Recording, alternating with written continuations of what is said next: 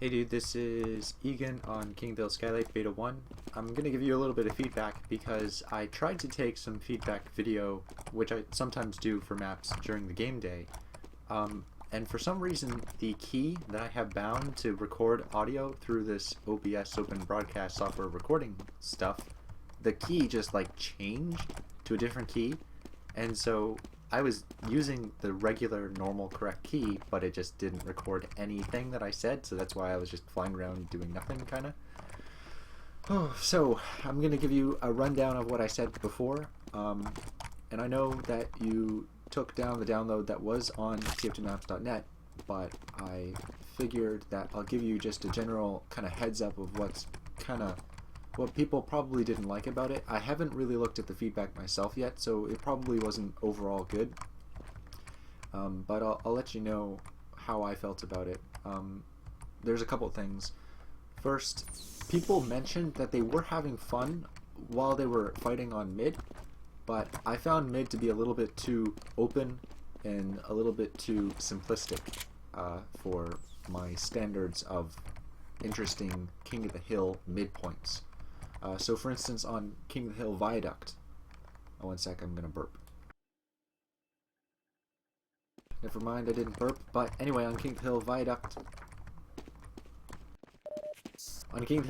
they have some rocks that are right in front of the capture point area, and not only is that like a sightline blocker to like block the sightlines, which you have something like this, but not only do they have the rocks there, but they also have it so that scouts can like jump on the rocks and then jump on the balconies that are next to the point.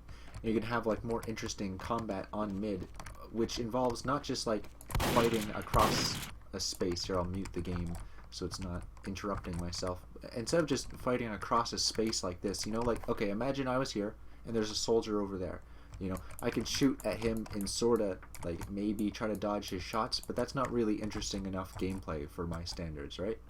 Okay, that was a small burp. I'm sorry for burping out loud because that's gross, but it was annoying. It was stuck inside me. Okay. Okay, so, yeah, it's a little bit too simplistic. I know that, like, it's probably supposed to be that. I know that a lot of, like, Alta Duo maps are situated where there's like this, and maybe you're from Alta Duo because it kind of looks like it's one of those sorts of maps, but I don't know.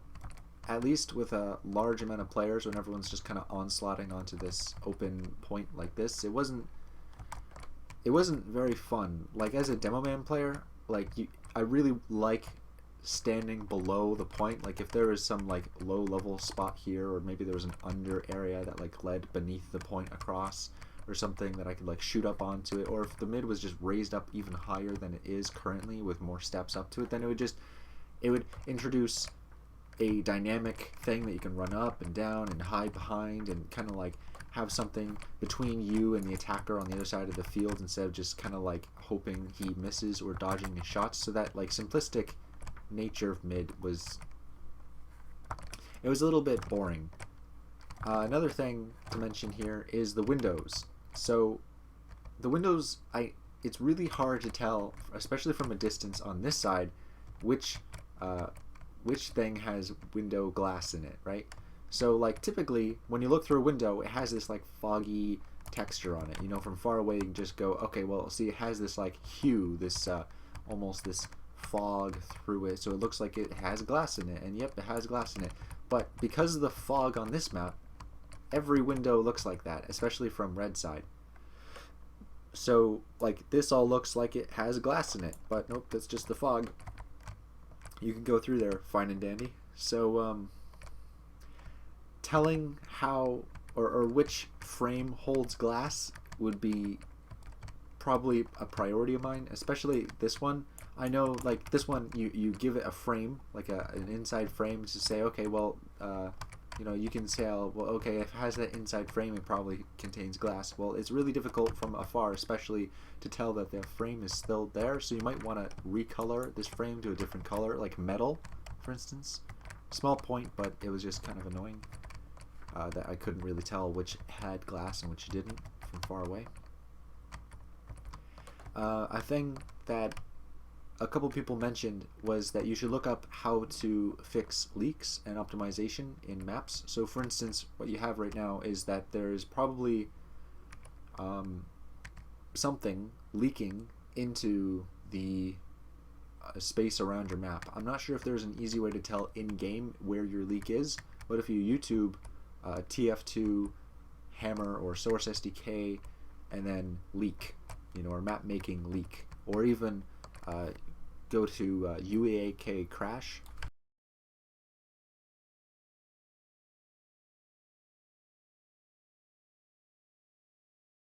Or sorry, UAK crash and Top Hat Waffle.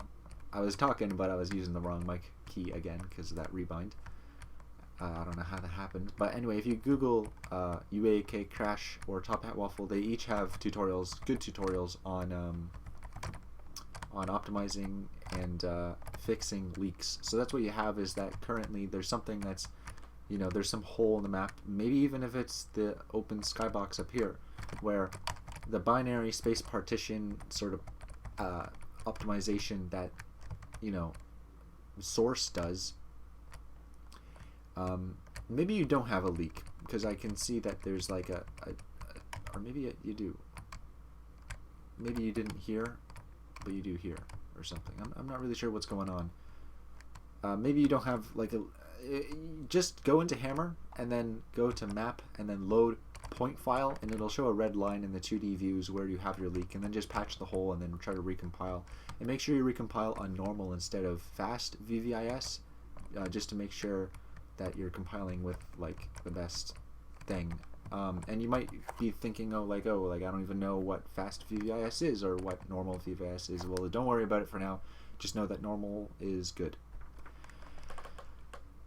And then that'll fix, people were having issues with the frame rate. So if you go into console with the tilde key next to the 1, you can enter matte wireframe 1 or matte wireframe 3, which offers a simpler wireframe. But you can see here that because of the way that the map is optimized, everything currently is being rendered all at the same time. So when we had a full server, everything was being rendered, all character models being rendered from really far away, and our FPS was like probably maybe a third of what it normally is supposed to be. So if you compile with normal VVIS, and you don't really necessarily need to do any heavy optimizing, but if you just fix the leaks, then it would probably make it a lot better than it is, because it would make things like auto disappear when you're not looking at it, or you're standing in a corner somewhere and you can't really see. It kind of looks like it's happening sometimes, or was that just an illusion? Maybe it was. I remember Phi mentioned in-game that it might have also had to do with that you have glass in between each room, and then that can't properly seal off the areas between each other, because translucent materials don't block areas off from each other in the binary space partition system of Source Engine. And I think that might be true. It's hard to say. Here, I'll turn off wireframe. Yeah, I mean, it kind of would have happened that way, but like VVIS would do a decent job of probably splitting up the areas a little bit at least, if it worked successfully. Okay, that's all I'm going to say for now, because this video is probably getting a little bit long. You know what, I'll say, if this is your first map, you did a great job for your first map.